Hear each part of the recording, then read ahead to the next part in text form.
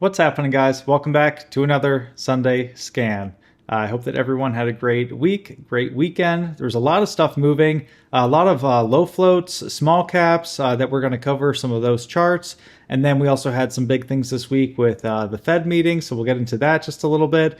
And then later on, we're going to bring on Judah, who hasn't been on in a little while, so we'll get his main watches and we'll see what he's been up to and what's on his radar. So lots of great stuff for today, so let's get right into it. And the first name I wanted to start with was this GLMD. And, Lance actually had a great post on X or Twitter this week, and he was talking about, are people thinking through, the process of shorting some of these low floats, and are you really aware of the considerations of what can happen if it goes wrong? And he wasn't telling people, either way, but he was saying to have that conversation and to think it through. And, it's something that we talk about a lot, and it's a serious conversation to have because of what can happen, whether something's either a low float or even sometimes if it's not necessarily just a low float, but if it's a very gamified tape and you have someone who's able to move it up or down, it's not natural price action, and you can have very, very sketchy things happen where things are going up into circuit halts and, they have crazy indications. So I would encourage you to go and review that comment or that, tweet from Lance, and just to think about it. And there's a couple of examples of this week that, kind of exemplify that. And even some of these were a little bit more mild because, they halted, but you could get out or other things. But some names don't give you that opportunity. And so people really have to think through of whether or not it's worth shorting things that are either of a certain float or things that are gamified. And I totally agree with, you have to think that through and make that decision for yourself based on alternatives, because that's really where any good decision comes from. You have to base it on what are the other setups available? What's the market cycle? What am I willing to risk? Do I have this in a separate account? Or is this something that could take someone out? So have that conversation with yourself and think it through. But one of these names that was running this week was this GLMD. And, there was a couple things I want to highlight here. So as far as like the setup goes, very low float company, had a catalyst, ramped up this morning, or, I think it was Tuesday morning in pre-market, and then just kind of that slow fade or that walk down. And, that's a setup that we've talked about before where it has this, big spike up and then it just gets faded on low volume. And that means that it's most likely, some shorts that are just kind of walking this thing down, and then into the open, the volume kicks right back on and it starts to break above these highs. And you can see, spikes, retests, consolidates, and then picks back up. And it's really just a series of, all of these look very similar where it's this overextension, consolidation, the wicks soak up and then it's up to the next leg. And the same thing just, happens. Whereas a lot of these names, they'll have that morning spike and then they'll kind of putter out and fade off. Some of these that have, the volume is remaining strong, they're very low float. A lot of people are trying to nail them on the short side. And, you have some natural demand in there too. Some people trying to nail these long. So, this is just one to be aware of, that these can really have range and they can move a lot further than people think. So just look for this kind of symmetrical action. If you were to draw a trend line up here, you can see that they're holding common bases. It's an overextension, consolidation, next leg up, and they all look very similar until you get up to a point where, you start to get into the higher dollar amounts, it's starting to move more, and then you can assume that it'll have more of a parabolic move setting up where it's, these, even though it has a high move, it's not getting super overextended from the prior move. So, that's why I'm talking about, look at how similar the legs are, this leg to this leg to this leg to this leg, and then you can see that this looks very different than any of these prior ones. So this is that process of, really speeding up. And this is, Nate has some great long trades on this one. And, he was identifying the trappiness, down here. And I think around that 11 mark or 11:20 was really like the key pivot point, whereas like over that, a lot of shorts are twisted in this thing. And, you can trade these on the long side too. I had a long on this, I think from 1690 up until 23 or so, kind of anticipating that last leg up. But this is where it was getting really trappy, and you could tell that, every time, even after it's stuffed, it would just immediately go back down and soak and you could just tell that, it was shorts tripping over themselves. And those are the ones that can really start to speed up and go parabolic. But, even with these, even if they work out on the long side, there are risks associated with them. If you have something that's halting very frequently, you just have to be aware that, how much of this is actually in your control, because you can plan to risk, 50 cents or $1 or something like that. But if it halts down $2, $3, if it halts up $5 or $10, you have to take those things into consideration, especially with your sizing. So this is just a good one to review, the pre-market spike, the walk down, breaking the highs, symmetrical moves, and then you have a parabolic into kind of the end of the day, and then you start to have some failed follow through, and then some other moves later on in the week. But GLMD is just a good one to really, think through the conversation with yourself of what names do you want to get involved with, either on the short side or on the long side, and, make a good informed decision with that.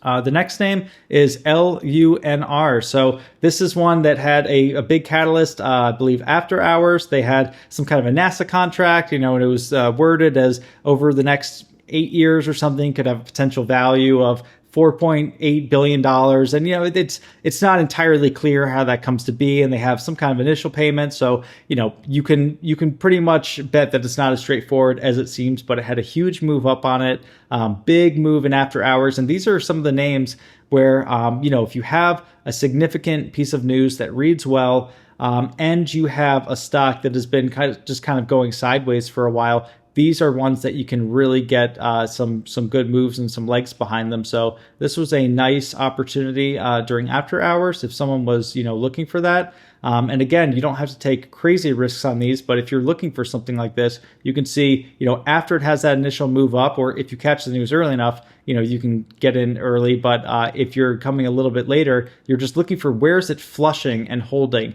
and then you can use that potentially as your risk spots, as long as it's a base that's holding well, if you think that it has some more upside to come. So LUNR was a good one for potentially breaking news. And then on Friday, Nate had a really nice setup and talked about this kind of consolidation. These areas where it's running all week, it sets up, and then on a Friday, you're looking for that kind of gap up in stuff into that resistance and fade. And especially with names with options or things like that, they can hang around a little bit more than you expect. But I think that a couple people nailed this trade of just kind of this opening spike up into, prior resistance, flush down, and then being proactive on those covers. And then you can see the option action was still starting to hang around and ended up, squeezing up a little bit and then just kind of consolidated. So we'll see what happens in the weeks ahead. The options names always hang around a little bit longer than you think. And you have to see that, even though if there's an expiration on, this Friday, you have to look at the rest of the options chain to see, okay, what about the following week and a couple of weeks after that? And if you have a good amount of open interest or volume in those, then those are the ones that tend to hang around a little bit more than the ones that just have all the open interest and all the volume in kind of the week that is expiring and nothing past that point. So if you see distributed action, it's usually one that hangs around a little bit longer. So LUNR was one to go over and review. INTC, this had a cool move on Friday. So, Qualcomm, it was alleged or reported that they are possibly interested in making a bid for the company. INTC has just been hammered down. It's had gap downs over the last couple of months, and so very depressed pricings, and they do have some good assets in them. And so it's no surprise that you could have some bigger companies kind of sniffing around to see, is this something that we could, expand into or buy or, spin off certain parts of it. So we'll see if those rumors turn out to be true, but it had a very strong reaction on Friday. And, we've talked about these in the past where it doesn't exactly fit the mold, but usually stocks with high short interest, something that's been beaten down, and then they have a positive catalyst, they can have this nice squeeze out. So in a case like INTC, the short interest on it is not huge. So it's more about bearish sentiment and all the weak hands being out so that any positive news, can spike it. So I wouldn't say it was purely like a short squeeze. I'm sure that there, is some short interest in there, but, news like a takeover could potentially be significant. A lot of times companies will take over other companies at a premium. It can be 20, 30, 40% in some cases. And so once you get a verified report of that, you usually have a spike up to, a little bit below that level. With something like INTC, I don't think that the premium would be that large, but who knows? They could make a bid for anywhere from $25 to $30 or something if they're kind of lowballing the company, but we just don't know until we get some of those details.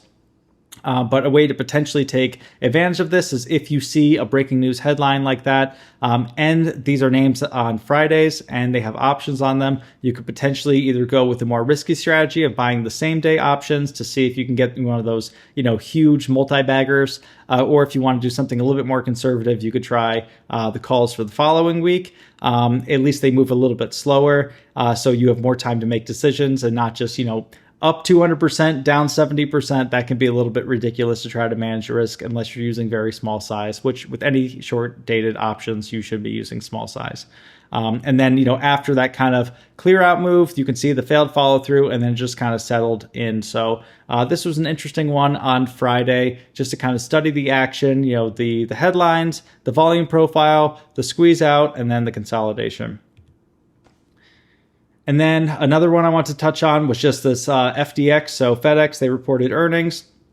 They missed on earnings. They had poor forward guidance, and they cited some concerns with consumer demand, and then also some higher labor costs and things like that. So their margins were getting squeezed a little bit, and so they guided down. So these are some names where they can be telling to other sectors of the economy. So just something to keep an eye on. And also, after that big gap down, what happens next? And, we'll see going into next week if it's, starts to recover and just base. A lot of times these names just tend to consolidate after a while, almost like the names like Boeing, where they'll have a bad headline, something will happen, and then they'll just kind of stall and chop. So there might not be a trade result coming from it, but if this starts to consolidate and then more volume comes in, it starts to break the lows, we could have another leg down. So those were just a couple of names that I want to touch on. And the final one is SKX. So we have some incredible alerts in Investors Underground. Some of the people in there are very diligent, have some of the fastest news. We have AI scrapers and things like that, but you have some people who specialize in breaking news. And, if something is happening like at a conference or something, it might not be on the mainstream radars. You have some people who are very talented at sharing those ideas in the room. And so I encourage you to, check out Investors Underground that's just one of the many reasons why, people who are in there have an advantage over a lot of people who are just trying to trade on their own, because when you have people who specialize in different things all working together, that makes for a really good environment.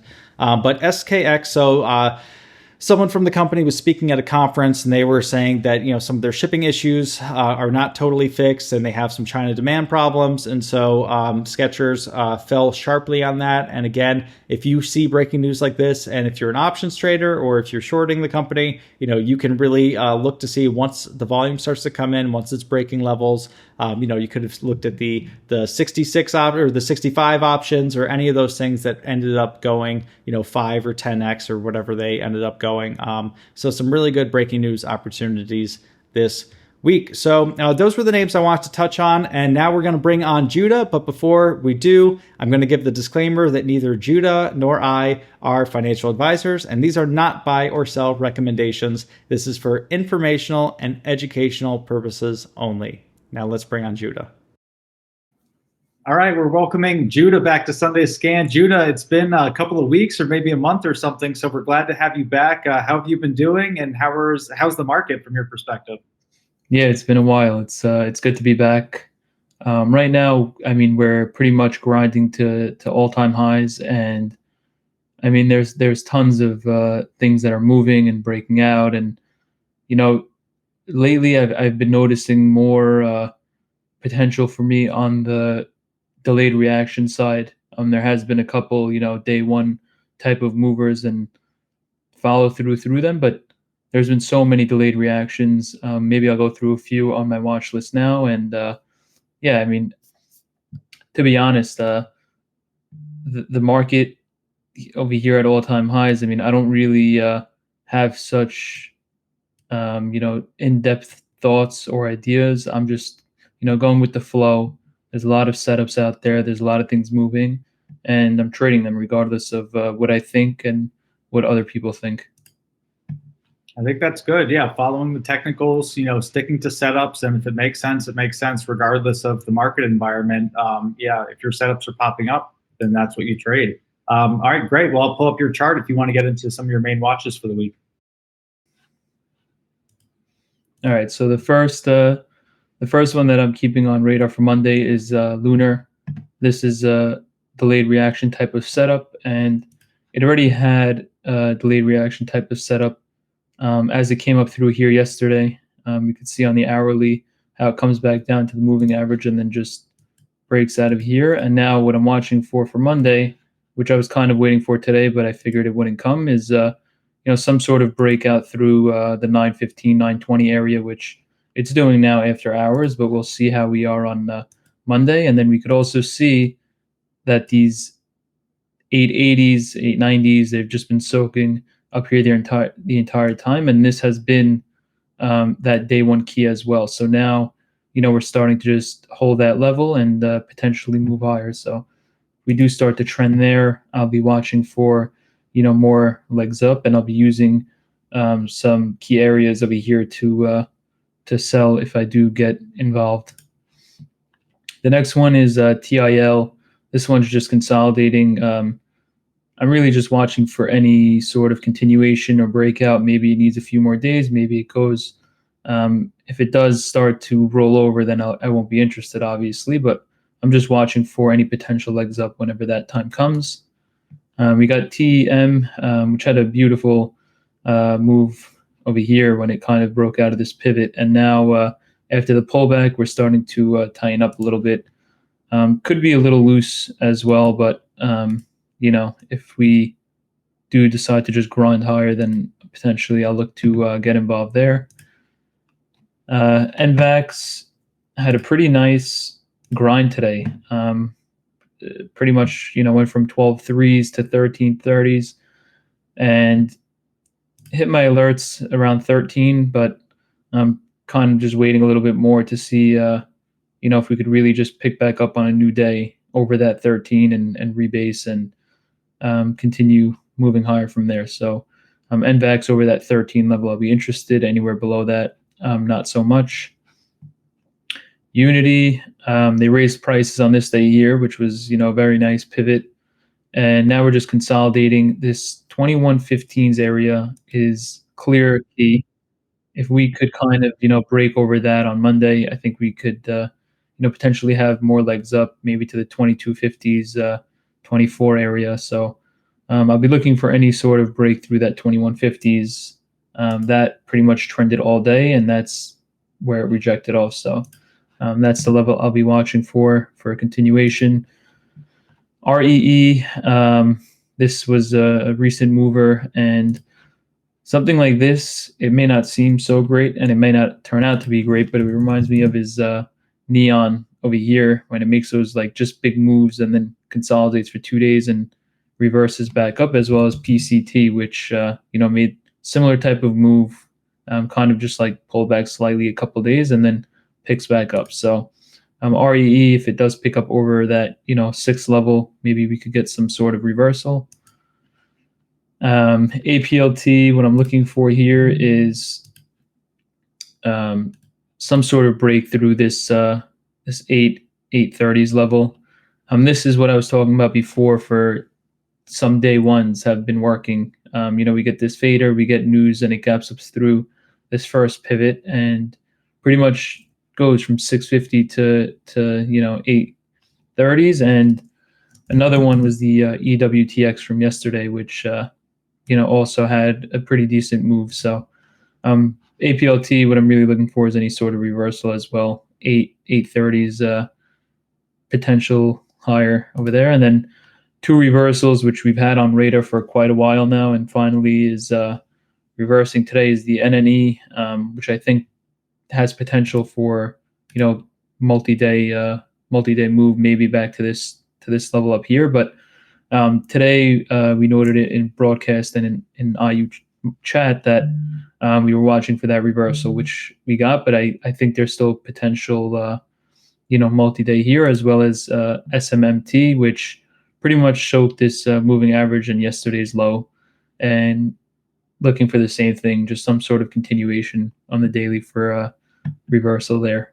Great. And now, Judah, you mentioned, some of these stocks having like a delayed reaction. Could you just talk about a little bit of like what that is, besides, the obvious name of something having a catalyst and waiting a few days? But is that basically, what are you looking for? How does that play out? And do you know why that happens? Yeah. So generally, if I go pull up, let's see, ASTS.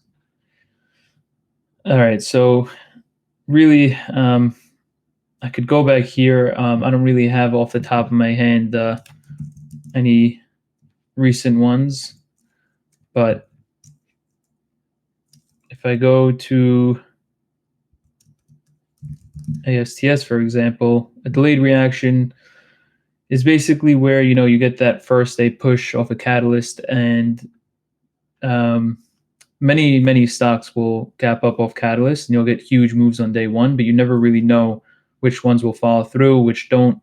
It really depends a lot, I believe, on the sector it's in. Biotechs, especially small caps, tend to give it all back.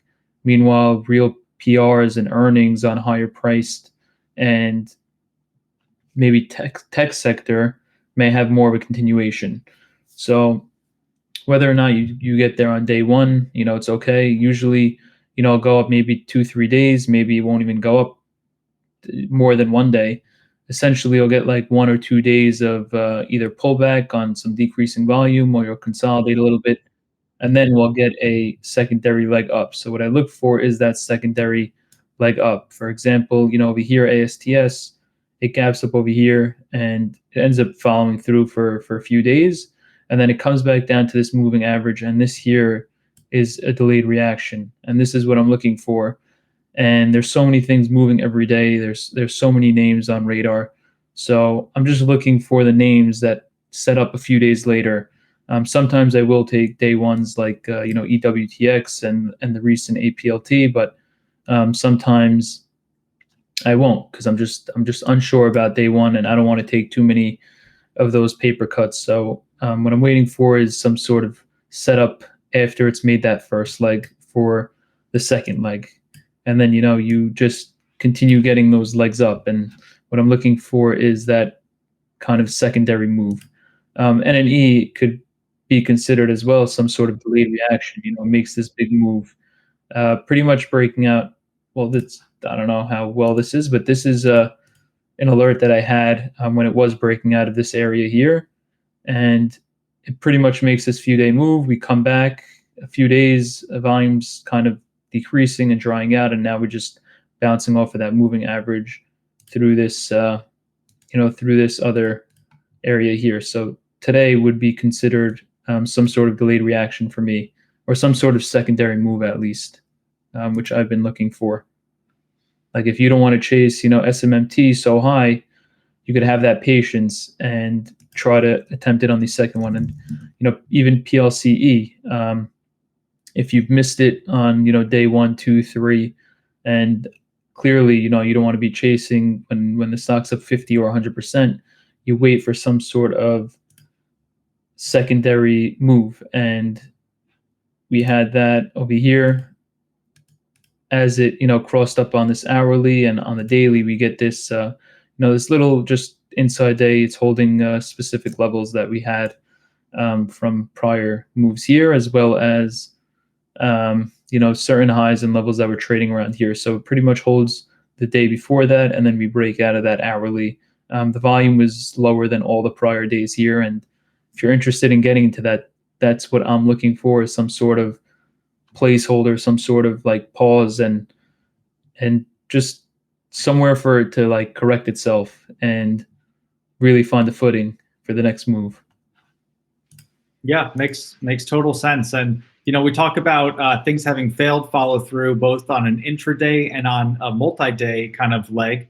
But things that have follow through, it's similar, because you have a leg up, you have a period of consolidation, and then it starts to ramp back up. And the ones that actually get through that resistance, that's follow through, versus the ones that stuff into that resistance and then failed follow through if they break the prior low. So yeah, it just makes perfect sense, especially in certain markets where maybe you have pockets of demand or pockets of buying happening where you have a really bullish like Monday, and then the market just kind of consolidates for a little while, and then maybe Tuesday or Wednesday you have like the next leg up, and some of those sectors run with it. So that's just a good thing to keep in mind with some of these longer term trends, that they have periods of spiking and consolidation, and if you time it upright, using the technicals and using what makes sense, you can avoid just waiting around for those 2, 3, 4 days just kind of getting chopped up in it, as opposed to just waiting for those turning points where it's consolidated enough, it still has something going in its favor, that demand comes back in, and recognizing that, I think that makes total sense.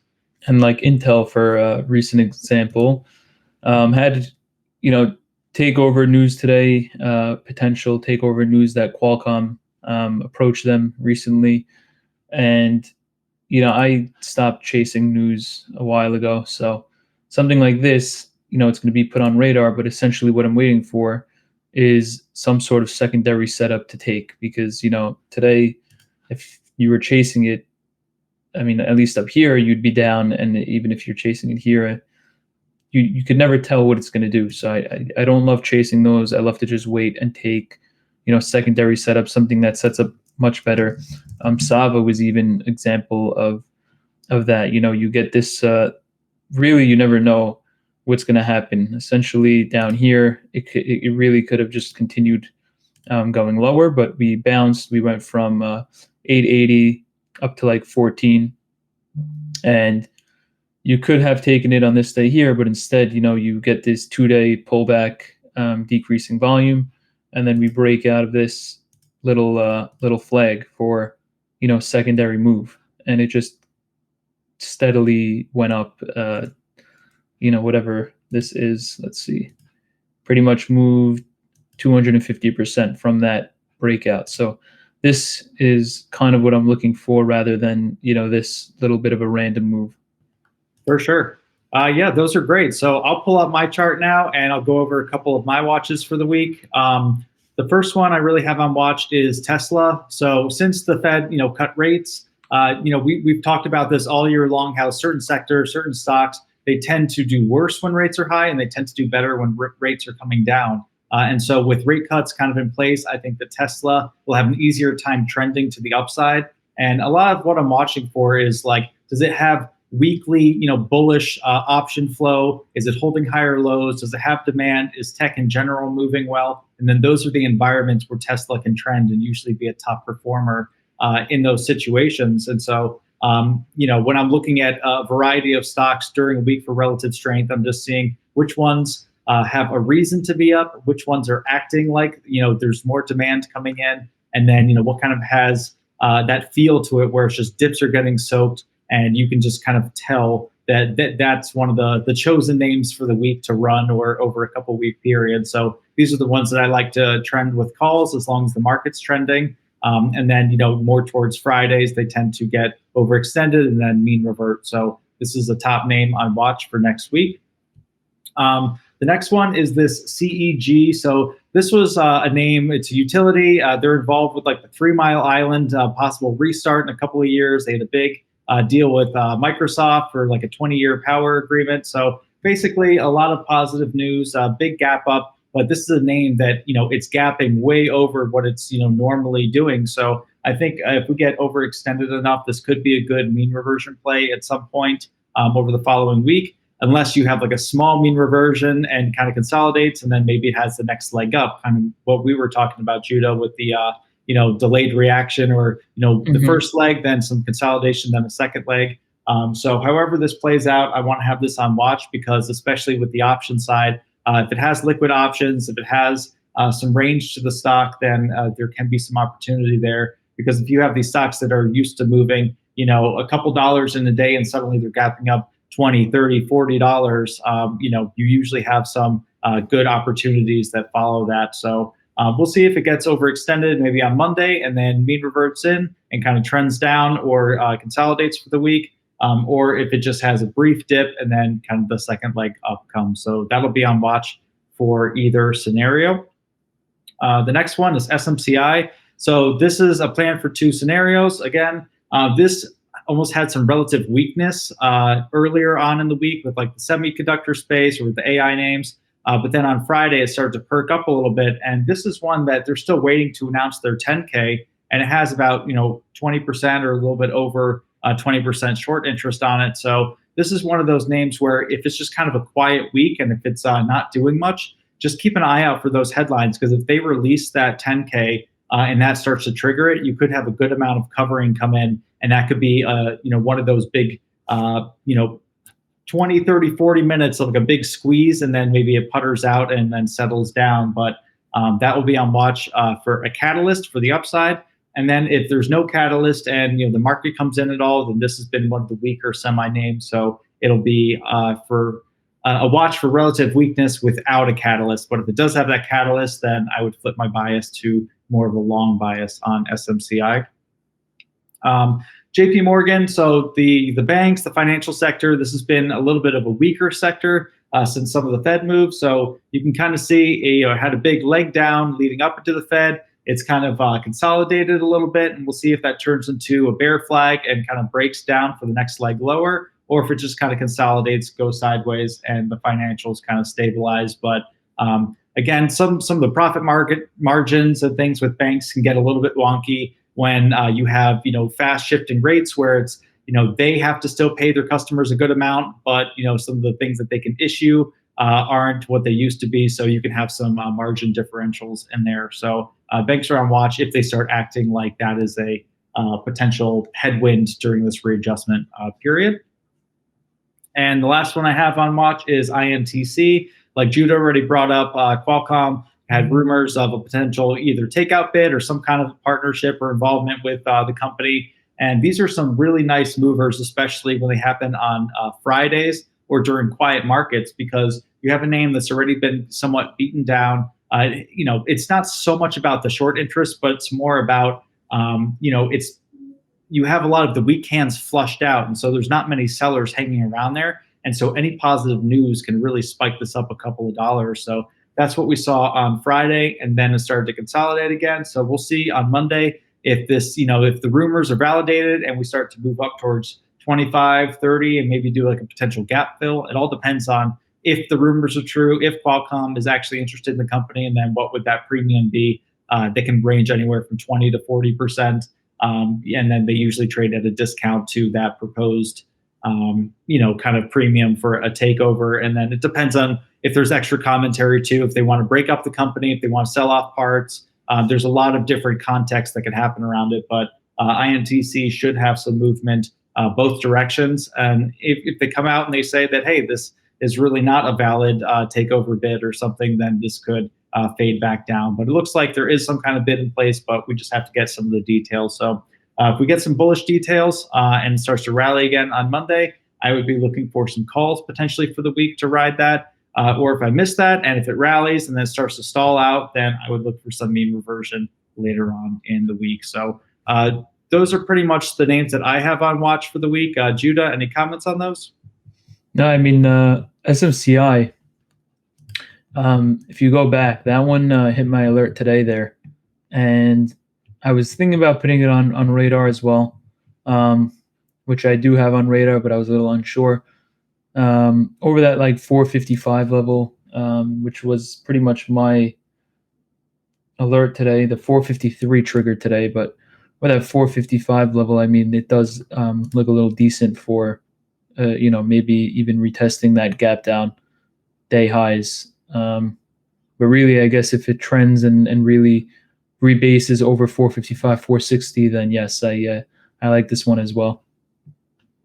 Yeah, definitely. And one of the things that I try to think about is like, if there has been a big down move in a stock, what is really the point where a lot of the people who have been riding it short, what is their average cost basis? Like, where are they most likely in at? And, if they were riding it from down here and you have people add in, so it could be somewhere around here is like a lot of people's cost basis on the short side. So once you have some consolidation and it starts to perk back up, it would be no different than if it were testing some of the lows here, and that's where the dip buyers cost basis might be, and then you could have that next leg lower. You could have the opposite, where if it starts to get up to the average cost basis of some of the shorts in there, you could have them start to stop out, and that could swipe it up to 500, 550 or something like that. But with a name like this, I'm really looking for a catalyst or something to set it off. And these can be stocks that I call, they're kind of like powder kegs, where they have short interest in them. They're ready to go, but they need something to set them off. So you just need that kind of spark to ignite it, and then they can really have some nice moves. So yeah. I mean, not comparing it to CELH, but I mean, you could see how far things may be able to go down. But so far, I mean, it's bounced off near that 350s breakout level from January. So let me pull it up on my side so you can see it a little better. But you see how it pretty much bounced off near this 354 level, not too far off from this breakout level. And if we go into CLH, we could see it has that breakout.